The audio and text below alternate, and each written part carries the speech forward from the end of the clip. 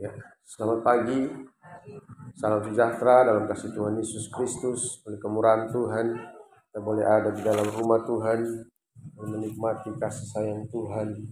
Dan saya percaya biarlah kemenangan yang sudah Tuhan kerjakan bagi kita akan terus menjadi bagian kita. Bagaikan Maria mengatakan bagian yang terbaik. Bahkan itu Yesus karuniakan kepada dia. Bagian-bagian terbaik yang tidak akan pernah lagi diambil daripadanya. Berbahagialah setiap kehidupan kita kalau di dalam setiap kesibukan kita, di tengah-tengah bahkan pergumulan yang kita hadapi, kita menerima bagian-bagian terbaik yang sudah Tuhan kerjakan bagi kita. Sebab hidup yang kita hidupi ini pasti akan berakhir. Pasti akan berakhir dan tidak ada yang bisa menyangkali itu. Sampai Tuhan datang, biarlah kita ada di dalam kesetiaan. Ada di dalam kesetiaan, dalam pelayanan kita kepada Tuhan. Sesungguh-sungguh setia. Bawa hidup kita untuk boleh dikerjakan oleh Tuhan.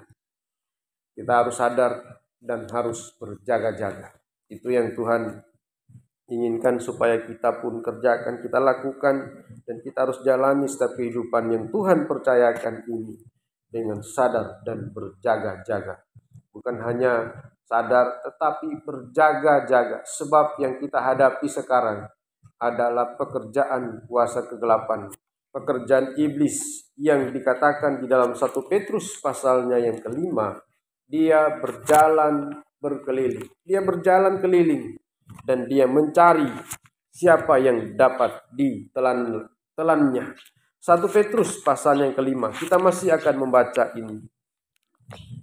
Ada beberapa hal yang harus kita lakukan dan kita perhatikan, dan salah satunya adalah sadar dan berjaga-jaga. Rendahkanlah dirimu di bawah tangan Tuhan yang kuat, dan Ia yang akan meninggikan kamu pada waktunya.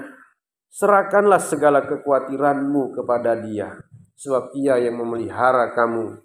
Ia yang memelihara kamu, dan tidak perlu kita harus khawatir. Walaupun memang kekhawatiran itu ada pada kehidupan manusia kita, tetapi arti daripada perkataan ini, jangan sampai kekhawatiran kita itu mengalahkan rasa ingin kita kepada Tuhan, mengalahkan rasa rindu kita kepada Tuhan, sehingga kita tidak bisa lagi ada di dalam rumah Tuhan. Oleh karena kekhawatiran ini yang menyebabkan benih yang ditaburkan di tempat yang berduri itu dihimpit oleh kekhawatiran dunia ini, dan begitu banyak hal sehingga benih itu tidak bertumbuh dengan baik dan tidak akan berbuah hanya oleh karena kekhawatiran.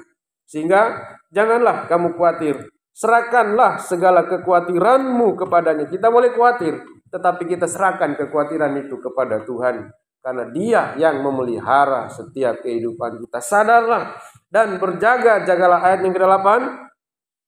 1 Petrus 5 ayat 8 dan ayat 9. Sadarlah dan berjaga-jagalah, lawanmu si iblis berjalan keliling sama seperti singa yang mengaum-aum dan mencari orang yang dapat ditelannya. Lawanlah dia dengan iman yang teguh, sebab kamu tahu bahwa semua saudaramu di seluruh dunia menanggung penderitaan yang sama. Lawanlah dia dengan iman yang teguh. Iman yang teguh ini adalah iman di mana iman ini menyatakan diri di dalam ketaatan kepada Tuhan. Iman ini iman seorang perwira. Pada waktu ada seorang yang sakit, dia datang kepada Yesus dan dia berkata, "Aku pun adalah seorang bawahan, dan di bawahku ada prajurit. Kalau aku mengatakan kepada dia pergi, maka ia akan pergi. Kalau aku mengatakan ia supaya datang kemari dan tetap tinggal, ia akan mengikuti itu." Lalu Yesus berkata, "Aku tidak pernah mendapati iman sebesar ini, sekalipun di antara orang Israel." Iman itu sebenarnya bagaimana kita menundukkan diri ada di bawah kekuasaan Tuhan. Kita menjadi hamba di sana. Kita menjadi hamba dan percaya sepenuhnya kepada Tuhan. Sehingga iman yang menyelamatkan itu adalah iman yang sungguh-sungguh berharap kepada Tuhan. Kita membawa hidup kita untuk ada di bawah di bawah perlindungan Tuhan. Rendahkanlah hatimu, rendahkanlah dirimu di bawah tangan Tuhan yang kuat. Sekarang lawan kita itu berjalan berkeliling. Minggu yang lalu kita sudah membahas ini. Dan antisipasinya adalah bagaimana kita ada di dalam pelayanan kepada Tuhan. Ada di dalam pelayanan kepada Tuhan. Ada kota-kota orang Lewi, kita akan masih membahas ini di dalam bilangan pasalnya yang ke-35. Bilangan pasal 35 ayatnya yang ke-1 sampai dengan ayatnya yang ke-8. Kita akan baca terus itu. Sebenarnya ada begitu penting, ada banyak hal yang begitu penting di sini. Sehingga kita perlu terus membawa hidup kita ada di dalam pelayanan kepada Tuhan. Ada begitu banyak gerakan-gerakan, ada banyak apa yang terjadi di luar sana yang membuat kita mungkin tidak bisa lagi ada di dalam pelayanan kepada Tuhan. Tetapi sesungguhnya apa yang sudah ditetapkan oleh Tuhan, apa terlebih ketika kita ada di dalam pelayanan, diangkat untuk melayani Tuhan, maka biarlah itu yang menjadikan kita kuat. Ini yang akan melindungi kita. Di dalam bilangan pasal 35 ayatnya dari ayat 1 kita tidak usah baca, kita baca ayatnya yang keempat. Kita baca ayatnya yang keempat.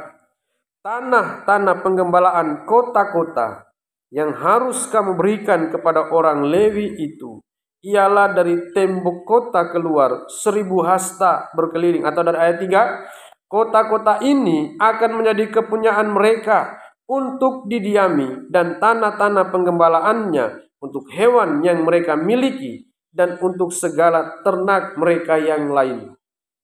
Ayat 4, tanah-tanah penggembalaan kota yang harus kamu berikan kepada orang-orang Lewi itu ialah dari tembok kota keluar 1000 hasta berkeliling. Kita bisa garis bawahi berkeliling.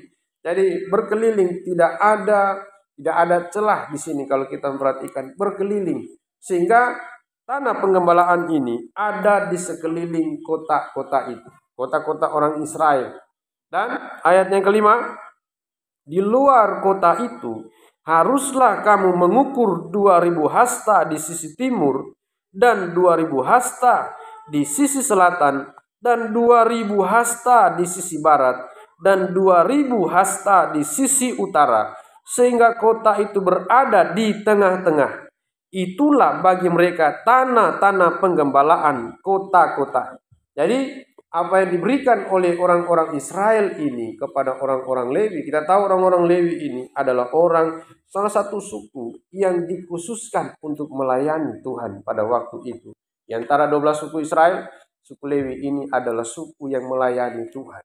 Sehingga Harun dan anak-anaknya dari suku Lewi dan seterusnya dan seterusnya. Sehingga pada waktu perjanjian baru ada imam besar, itulah Yesus dari suku Yehuda menurut peraturan Melkisedek. Tetapi pelayanan yang kita kerjakan ini, sebenarnya di dalamnya ada satu bentuk daripada perlindungan terhadap umat Tuhan.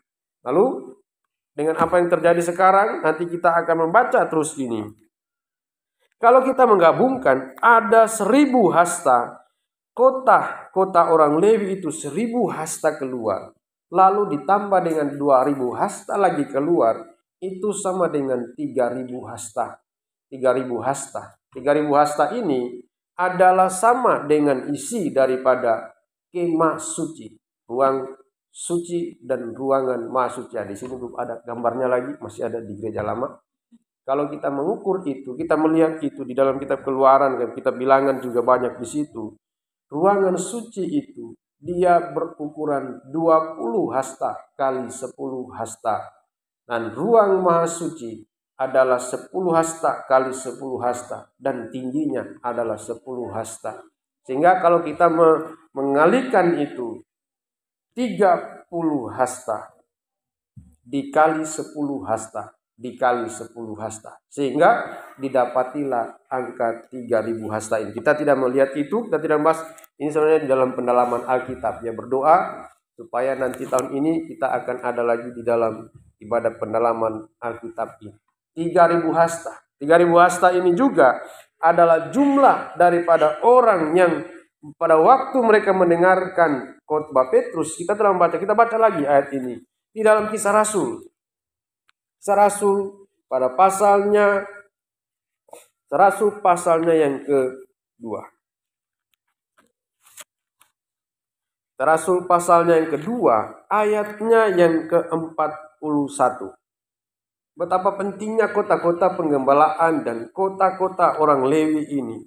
Ayat yang ke-41, orang-orang yang menerima perkataannya itu memberi diri dibaptis. Dan pada hari itu jumlah mereka bertambah kira-kira 3.000 jiwa. Ini orang-orang yang diselamatkan, orang-orang yang bertobat, orang-orang yang mengerti kehendak Allah.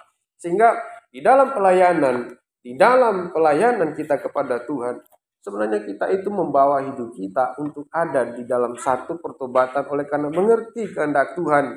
Orang yang mengerti kehendak Tuhan adalah orang yang menyerahkan hidupnya sungguh-sungguh. Artinya mengatakan menyerahkan, memberi diri mereka dibaptis. Lalu kemudian mereka ada di dalam persekutuan orang-orang kudus pada waktu itu. Orang-orang ini adalah orang-orang yang mau melayani Tuhan. Kita kembali di dalam kita bilangan pasal yang ke-35 tadi. Yang pertama itu adalah kota-kota orang Lewi atau kota-kota orang-orang yang melayani Tuhan. Dan ditambah lagi dengan kota-kota penggembalaan. Ada penggembalaan sehingga penggembalaan dan pelayanan ini itu yang akan mengelilingi setiap kehidupan daripada gereja Tuhan, umat Tuhan. Apa yang membuat kita bisa bertahan sampai hari ini? Oleh karena pelayanan yang kita lakukan kepada Tuhan. Oleh karena pelayanan, nanti kita akan membaca pada waktu kita menghadapi keadaan antikristus ini. Kita baca ayat 6 dulu.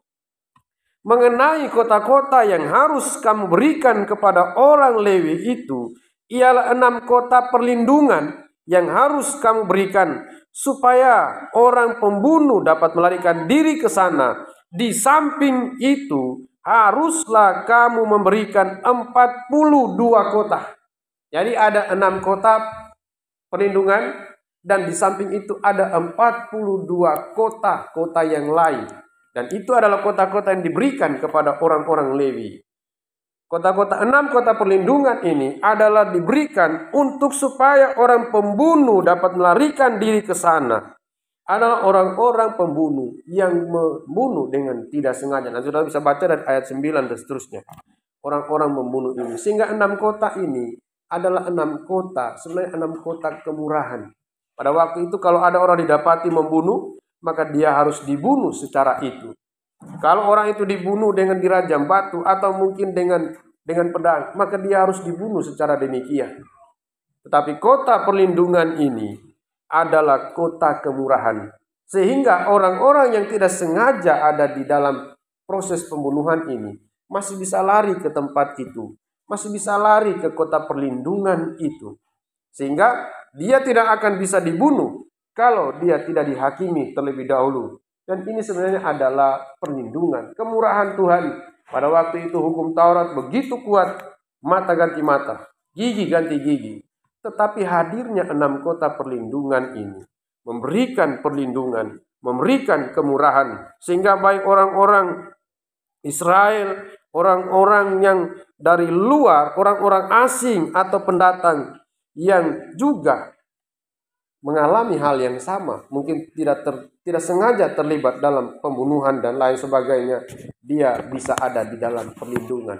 Dan di samping itu, haruslah kamu memberikan 42 kota. Sehingga kalau digabungkan kota ini adalah 48 kota. Dan itu terbagi 2, 6 kota perlindungan dan 42 kota orang-orang Lewi. Dan diberikan oleh orang-orang Israel kepada mereka. Dan inilah adalah kota-kota yang di dalamnya itu sebenarnya adalah pelayanan kepada Tuhan. Sehingga sekeliling kota-kota Israel, sekeliling kota-kota umat Tuhan dikelilingi oleh kota-kota ini dan penggembalaan ini. Sehingga betapa pentingnya penggembalaan dan pelayanan ini. Ini menjadi perhatian bagi kita semua. Pelayanan dan penggembalaan itu begitu penting. Ada berkat perlindungan di sana. Ada berkat perlindungan di sana. Raja Daud pernah berkata, jikalau ada seekor singa yang datang untuk mengganggu, untuk membinasakan, untuk membunuh dan menerkam domba-domba itu, maka aku akan pergi dan menangkap rahangnya, aku akan membunuhnya. Sehingga domba-domba itu ada di dalam perlindungan. Jadi betapa pentingnya penggembalaan ini. Nanti kalau ada waktu kita jelaskan.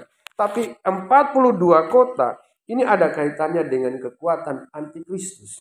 Ada kaitannya dengan kekuatan antikristus. Jauh sebelum antikristus itu datang, dikenal, bahkan kita tahu, Tuhan telah tahu akan semua itu. Sehingga dimulai dari bagaimana orang-orang Lewi harus diberikan 42 kota.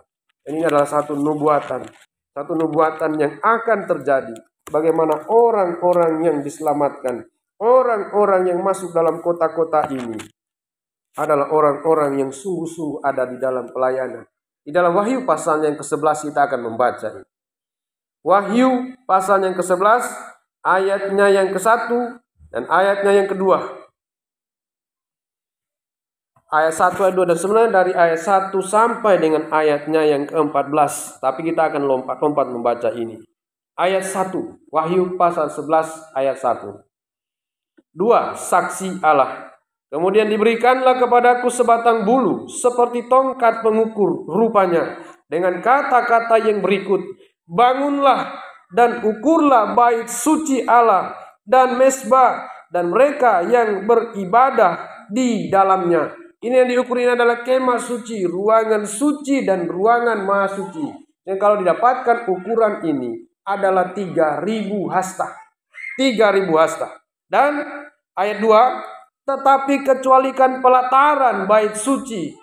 Kecualikan pelataran bait suci yang di sebelah luar atau halaman. Kalau kita belajar pada pola tabernakel, itu adalah halaman. Kecualikan pelataran bait suci yang di sebelah luar. Janganlah engkau mengukurnya, karena ia telah diberikan kepada bangsa-bangsa lain, dan mereka akan menginjak-injak kota suci 42 bulan lamanya. Minggu yang lalu di dalam Wahyu pasal 13 juga ada 42 bulan lamanya ini. Itulah kekuatan daripada binatang yang keluar dari dalam laut, yang akan menginjak-injak, yang akan menghujat, yang akan penuh dengan mulut, yang menghujat Allah, menghujat namanya, dan menghujat kemah kediamannya, sehingga mereka menginjak-injak kota suci 42 bulan lamanya. Betapa pentingnya kota-kota Lewi ini, kota-kota Lewi yang diberikan ini, kota-kota diberikan untuk pelayanan. Kita diberikan fasilitas untuk melayani Tuhan. Sama seperti itu kira-kira gambarannya. Orang-orang Lewi ini diberikan fasilitas kota-kota untuk mereka pakai dalam pelayanan. Lalu kita sekarang diberikan juga fasilitas pelayanan ini untuk bisa bertahan dari kekuatan antikristus itu. Sekali lagi ayatnya yang kedua. Tetapi kecualikan pelataran bait suci di sebelah luar. Janganlah engkau mengukurnya, karena ia telah diberikan kepada bangsa-bangsa lain, dan mereka akan menginjak-injak kota suci di dalam lingkungan kebenaran itu. Di dalam lingkungan ada sampai di halaman itu. Itu lingkungan kebenaran. Orang-orang itu, bangsa lain, mereka akan menginjak-injak kota suci 42 bulan lamanya. Ayat 3, dan aku akan memberi tugas kepada 2 saksiku, supaya mereka bernubuat sambil berkabung 1260 hari lamanya, atau sama dengan 42 bulan. Inilah kekuatan daripada antikristus itu. Atau 3,5 tahun, 3,5 masa, 1260 hari lamanya.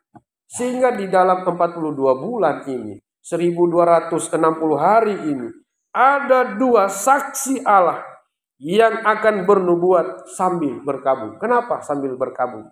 Karena mereka bernubuat itu bukan berarti mereka tidak menghadapi, tidak mengalami yang namanya kekuatan antikristus ini. Tetapi walaupun mereka ada di dalam kekuatan antikristus itu, tapi mereka terus bernubuat, dan terus melayani Tuhan, terus bersaksi, terus melakukan pekerjaan pelayanan Injil. Kalau kita membaca di dalam perlengkapan senjata Allah, melawan pemerintah dan penguasa-penguasa di udara, roh-roh jahat yang ada di udara, lawanlah mereka itu dengan terus berikat pinggangkan kebenaran. Berikat pinggangkan kebenaran dan berbaju sirakan keadilan. sampai kita bisa berkemenangan, sambil terus ada di dalam pelayanan. Sebab kalau kita membaca di dalam Wahyu pasalnya yang ke-13, kita baca Wahyu pasal 13 ayatnya yang ke-7. Ayat yang ke-7. Pada waktu mereka menghujat bait Allah, menghujat namanya, menghujat kemah kediamannya, ayat yang ke-7, dan ia diperkenankan untuk berperang melawan orang-orang kudus dan untuk mengalahkan mereka, dan kepadanya diberikan kuasa atas setiap suku dan umat dan bahasa dan bangsa, dan semua orang yang diam di atas bumi akan menyembahnya, yaitu setiap orang yang namanya tidak tertulis sejak dunia dijadikan di dalam kitab kehidupan dari anak domba yang telah disembelih. Mereka akan diperkenankan mengalahkan ini. Artinya mereka diperkenankan untuk melanda semua manusia, ya termasuk saya dan saudara. Kita tidak akan bisa melawan akan hal ini. Tetapi yang menjadi kekuatan kita, bernubuat sambil berkabung. Dua saksi Allah. Dan dua saksi Allah ini luar biasa. Kalau kita melihat, kita akan terus membaca dua saksi Allah ini. Kekuatan mereka adalah terus melakukan pelayanan ini. Terus melakukan seperti Yesus. Makananku adalah melakukan kehendak Dia yang mengutus aku dan menyelesaikan pekerjaannya, walaupun dia harus melakukan ini dalam penderitaan, dalam tangisan, dalam penderitaan. Dia harus berjalan pada waktu itu. Dia berkeliling dan dia harus beberapa kali dilempari. Dia beberapa kali harus dikejar, akan ditangkap. Tetapi kalau belum waktunya, dia tidak akan tertangkap. Walaupun dalam pergumulan, tidak bisa muncul dalam rumah Tuhan dilempari. Harus satu kali dia harus muncul dalam rumah Tuhan. Pada waktu dia menyampaikan firman, dia dicari untuk dibunuh. Tetapi belum waktunya. Dia belum dibunuh. Sampai dia harus dalam penderitaan. Dua saksi Allah ini. Kita akan baca Wahyu pasal 11 ini. Kekuatan kita hari-hari terakhir bukan dengan kekuatan manusia kita, tetapi oleh karena kekuatan yang dilandasi dengan korban Kristus. Ada tahbisan, sehingga ada pujiannya. Di atas korbanmu kualaskan tahbisanku. Di atas korbanmu kualaskan tahbisanku. Landasan kita, dasar kita untuk melayani itu ada di atas korban Kristus. Dan aku akan memberi tugas kepada dua saksiku, supaya mereka bernubuat sambil berkabung. Bernubuat sambil berkabung, melayani sambil berkabung. Yang seperti yang telah dicontohkan oleh nabi-nabi sebelumnya. Ada nabi yang harus membakar roti di atas kotoran binatang. Dan itu artinya mereka bernubuat. Dalam perjanjian lama begitu banyak. Mereka harus bernubuat sambil berkabung 1260 hari lamanya, atau 3,5 masa, 3,5 tahun, 42 bulan di masa-masa antikristus ini. Sebenarnya ini adalah hal-hal yang perlu kita waspadai. Ini adalah hal yang perlu kita takuti. Tetapi setakut-takut apanya kehidupan kita, justru kita diutus untuk terus ada di sana. Yesus dia tahu harus mati di atas kayu salib, tetapi justru untuk itulah aku diutus oleh Bapakku. Untuk penderitaan itulah, untuk salib itulah aku diutus oleh Bapakku. Lalu apa yang harus kita lakukan? Kita harus lari dari semua ini. Jangan, tidak bisa. Kita harus terus ada di dalam pelayanan. Walaupun pergumulan, walaupun yang kita takutkan itu. Ayat ini memberikan kepada kita satu gambaran 1260 hari lamanya. Ini bukan waktu yang singkat. Ini bukan waktu yang singkat. Tetapi ini adalah waktu di mana Tuhan sudah tetapkan. Dan kita tahu waktu ini 1260 hari ini atau 42 bulan itu adalah masa kekuasaan antikristus. Sehingga barang siapa 3 minggu yang lalu atau 5 minggu yang lalu kita pernah membahas ini. Ada masa di mana kita berkemenangan. Ada masa di mana kita harus bertahan sampai kita menjadi pemenang. Ayat 4. Mereka adalah kedua pohon zaitun dan kedua kaki dian yang berdiri di hadapan Tuhan semesta alam. Dan jikalau ada orang yang hendak menyakiti mereka, Keluarlah api dari mulut mereka menghanguskan semua musuh mereka. Dan jikalau ada orang yang hendak menyakiti mereka, maka orang itu harus mati secara itu. Ini yang dipakai oleh kelompok-kelompok yang sekarang. Saya mendengarkan kabarnya mereka berada dalam keberanian. Karena kalau ada orang ke sana harus ditunjuk begini langsung mati. Tetapi dari ayat ini, saya kira dari ayat ini mereka mengambil itu. Tetapi kita perlu membaca keseluruhan ayat ini.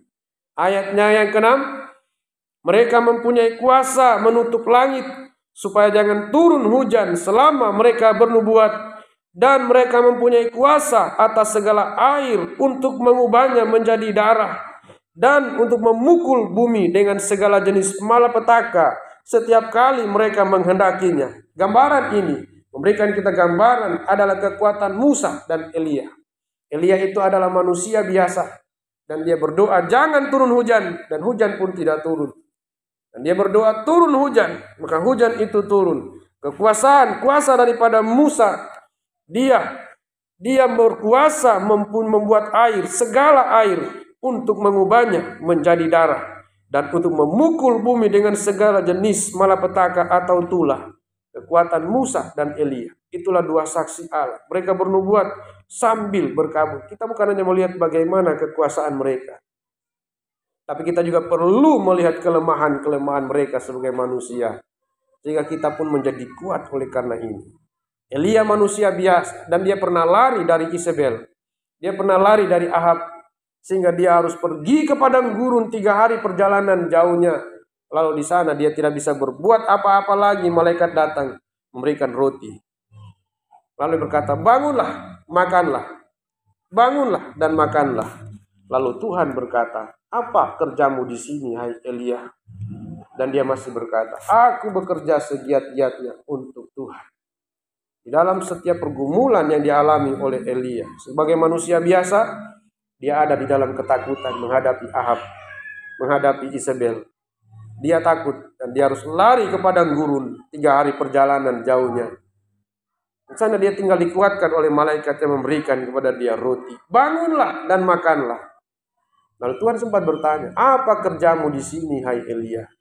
Dia berkata, aku bekerja segiat-giatnya untuk Tuhan. Berbahagialah setiap kehidupan kita. Walaupun kita mungkin ada di dalam ketakutan kita, keterbatasan kita sebagai manusia. Tapi pada waktu Tuhan bertanya, apa kerjamu di sini? Kita masih bisa berkata, aku bekerja segiat-giatnya untuk Tuhan. Tinggal aku sendiri yang hidup. Tinggal aku sendiri yang hidup. Dan aku tetap bekerja segiat-giatnya untuk Tuhan. Lalu Tuhan berkata apa kepada dia? Kembalilah ke jalan. Aku telah mempersiapkan 7.000 orang yang tidak pernah sujud menyembah Baal. Tuhan tidak pernah menyia-nyiakan penderitaan Elia. Tuhan tidak pernah membiarkan apa yang sudah Elia kerjakan itu. Walaupun dia mengakui pada waktu tinggal aku seorang diri. Tapi Tuhan masih menyiapkan 7.000 orang. Apapun pelayanan kita kepada Tuhan, jangan sampai kita kalah. Jangan sampai kita menyerah dan kita tidak bisa lagi ada dalam pelayanan. Hasil daripada pelayanan kita. Saya pernah berkata kepada satu pribadi, kalau saya melihat, saya pun sedih apa yang saya harus jalani hari-hari ini. Tetapi saya dikuatkan oleh Tuhan. Satu orang bertobat itu, beribu-ribu, bahkan berlaksa-laksa, malaikat di sorga bersorak-sorai. Kalau kita melakukan pelayanan kepada Tuhan, mungkin kita melihat sekarang tidak ada hasilnya. Tetapi di mata Tuhan ada hasilnya, dan begitu besar hasilnya. Sehingga 2 utusan Allah ini digambarkan, bahkan diberitahukan seperti Elia. Mereka mempunyai kuasa menutup langit. Elia punya kuasa menutup langit. Tapi pada waktu dia menghadapi Isabel dan Ahab, dia berkata, tinggal aku seorang diri yang hidup sampai hari ini. Lalu mereka mencoba mengejar aku untuk membunuh aku. Seorang yang punya kuasa menutup langit, tapi dia diizinkan oleh Tuhan tinggal seorang diri. Tapi dia terus ada di dalam pelayanan kepada Tuhan. Apa yang dia alami, penderitaan, pergumulan, ketakutan, keterbatasannya sebagai manusia, tidak membuat dia meninggalkan pelayanannya kepada Tuhan. Sampai pada akhir hidupnya, tinggal dikuatkan oleh malaikat yang memberikan dia roti. lalu ada air di situ. Malaikat berkata, bangunlah, makanlah. Lalu untuk kedua kalinya malaikat, bangunlah, makanlah. Lalu segar kembali Elia. Dan Tuhan berkata, kembali, aku telah menyediakan 7.000 orang.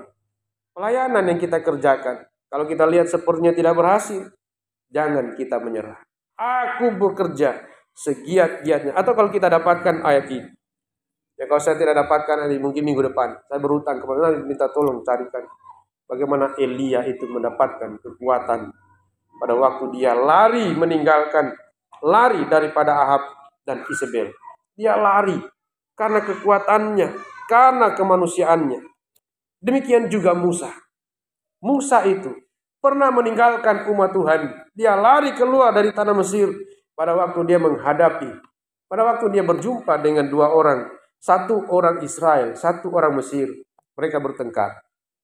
Lalu dia membunuh orang Mesir itu. Habis perkara. Tapi pada waktu dia berjumpa dengan dua orang Israel, umat Tuhan yang bertengkar, dia tidak bisa berbuat apa-apa. Seorang dari orang itu berkata, apakah engkau akan membunuh aku seperti engkau membunuh orang Mesir itu? Musa lari. Dia tidak bisa berbuat apa-apa. Tetapi Tuhan tahu kerinduan hatinya untuk umat Tuhan. Tuhan tahu kerinduan hatinya untuk menyelamatkan bangsa Israel. Lalu di bangsa Midian sana, di mana dia pergi jauh dari umat Tuhan, Tuhan mengutus dia kembali ke Israel. Dia kembali diutus oleh Tuhan untuk menyelamatkan bangsa Israel. Dia datang ke Mesir menghadapi Firaun pada waktu itu. Sehingga Tuhan memberikan dia kuasa atas segala air untuk mengubahnya menjadi darah dan untuk memukul bumi dengan segala jenis malapetaka setiap kali mereka menghendakinya. Sehingga kekuatan ini, contohlah iman mereka. Ayat mengatakan, contohlah iman mereka. Perhatikan pemimpin-pemimpinmu. Perhatikanlah pemimpin-pemimpinmu. Ya, tentunya pemimpin-pemimpin yang seperti ini. Contohlah iman mereka. Kalau mereka punya hati untuk ada di dalam pelayanan kepada Tuhan, dalam penggembala, mari kita meneladani iman mereka seperti Musa. Walaupun dia harus lari meninggalkan Mesir, dia tinggalkan statusnya pada waktu itu sebagai putri, anak putri Firaun. Sehingga dia harus tinggalkan semua itu. Tapi Tuhan bawa dia kembali. Sehingga dia mengutus, dia menggembalakan umat Tuhan ini. Menggembalakan umat Tuhan. Pelayanan yang dikerjakan oleh dua saksi Allah ini. Bernubuat sambil berkabung. Ini tidak gampang. Dan ini tidak mudah. Kekuatannya adalah terus lakukan pelayanan ini. Terus lakukan pelayanan ini. Terus ada di dalam penggembalaan. Sampai kita akan menjadi imamat yang rajani. Atau orang-orang yang melayani di dalam kemenangan. Kemenangan kita itu sampai pada akhir. Rasul Paulus mengatakan sampai garis akhir. Dan aku telah menyelesaikan pertandingan iman. Aku telah memelihara iman dengan baik. Telah memelihara iman, pelihara pelayanan itu. Sungguh-sungguh di dalam penggembalaan. Pelayanan ini bukan hanya sampai kita menikah, bukan. Bukan hanya sampai kita punya anak, lalu kita berhenti untuk melayani Tuhan. Tidak. Sampai kita mencapai garis akhir. Ini pelajaran bagi kita semua. Bukan hanya sampai dalam pernikahan. Ya, jadi yang akan menikah, mari kita perhatikan ini. Jangan sampai pada waktu kita belum menikah, kita melayani Tuhan dengan sungguh. Setelah kita menikah, kita tinggalkan pelayanan. Oleh karena mungkin suami kita, istri kita. Jangan, sangat disayangkan. Kekuatan yang kita hadapi di depan ini adalah kekuatan yang besar. Kekuatan kita hanya melayani. Bernubuat sambil berkabung. 1260 hari lamanya. Ayat mengatakan berkabung, menangis sambil berjalan maju, sambil menabur benih. Kita akan kembali pulang dengan membawa berkas-berkas dengan bersukacita. Amin. Hadapi pelayanan, hadapi pergumulan kita ke depan dengan terus ada di dalam pelayanan. Hadapi kekuatan antikristus itu dengan terus ada di dalam pelayanan. Dengan berikat pinggangkan kebenaran. Kakimu berkasutkan kerelaan untuk memberitakan Injil kerajaan surga. Dan itulah perlengkapan iman ini. Kalau kita kembali lagi kepada amanat agung. di dalam Markus pasalnya yang ke-16, Markus pasal yang ke-16, Yesus pernah mengutus murid-muridnya. Pergilah kamu di dalam Injil Matius, pergilah kamu, baptiskanlah mereka dalam nama Anak, Bapa, Anak, dan Roh Kudus, dan ajarlah mereka.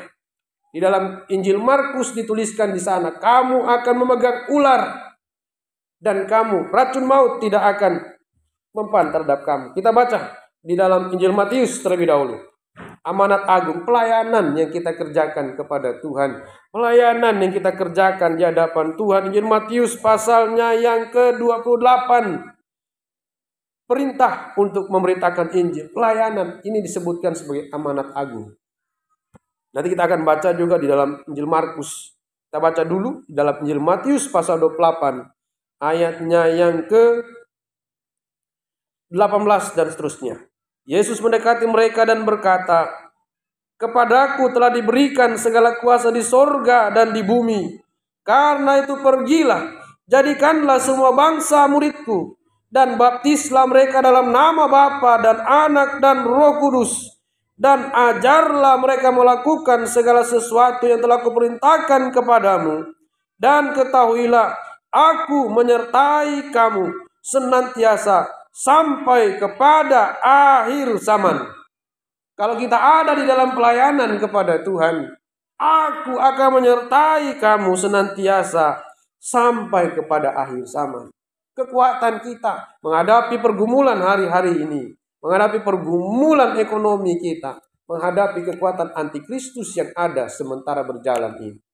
Yang kita lakukan hanya terus ada dalam pelayanan. Karena apa? Tuhan Yesus akan menyertai kamu senantiasa sampai kepada akhir zaman. Injil Markus pasal yang ke-16 ayatnya yang ke-14 sebenarnya, dari ayat 14 lalu kita akan baca ayat 15 sampai seterusnya. Tuhan Yesus akan menyertai kamu. Ayat 15, Markus 16 ayat 15.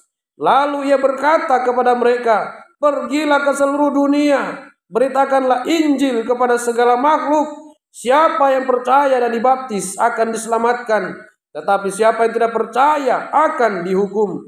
Tanda-tanda ini akan menyertai orang-orang yang percaya. Mereka akan mengusir setan-setan demi namaku. Mereka akan berbicara dalam bahasa-bahasa yang baru bagi mereka.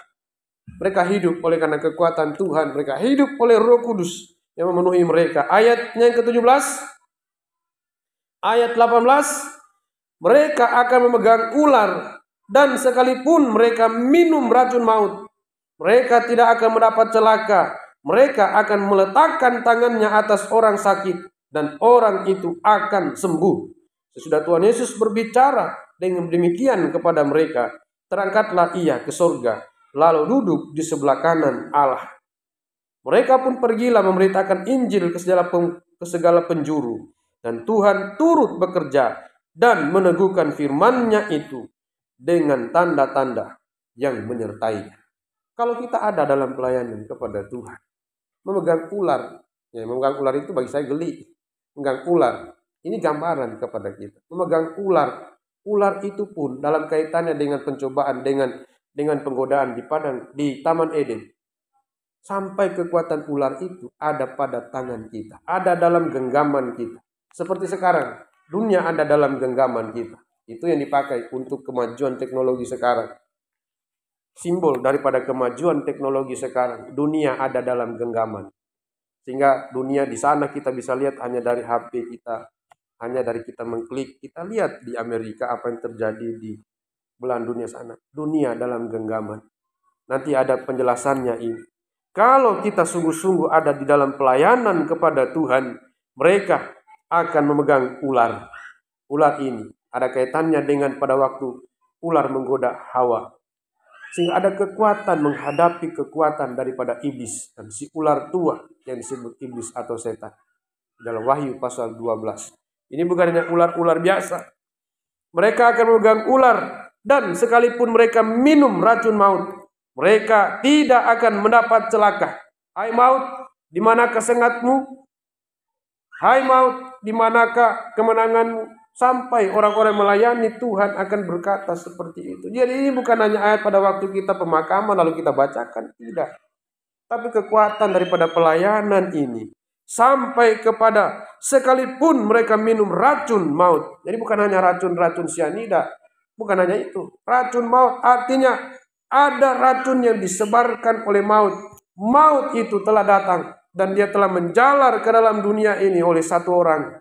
Tetapi oleh satu orang kehidupan itu pun menjalar kepada semua orang. Itulah Yesus.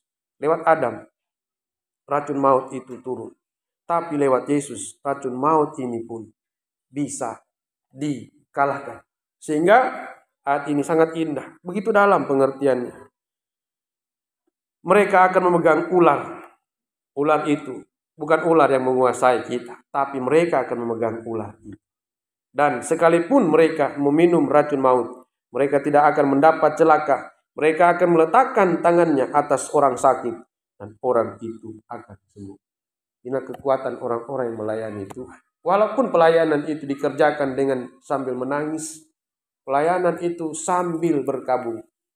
Pelayanan itu sambil berkabung. Bagaimana tidak berkabung? Bagaimana tidak menangis? Musa pernah mengeluh.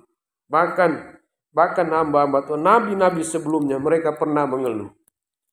Oleh karena ketegar tengkukan bangsa Israel. Itu saja sudah membuat hati daripada nabi-nabi itu menangis.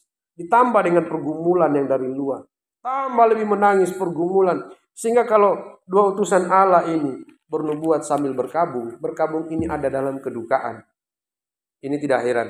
Hari-hari ini banyak orang-orang yang membuat hati daripada utusan Allah ini berkabung. Beda dengan yang tidak merasakan itu. Mungkin mereka biar saja, tidak pusing dengan akan hal itu. Tetapi orang-orang diutus oleh Tuhan, mereka bernubuat sambil berkabung. 42 bulan lamanya. Kekuatan antikristus itu sementara terjadi sekarang.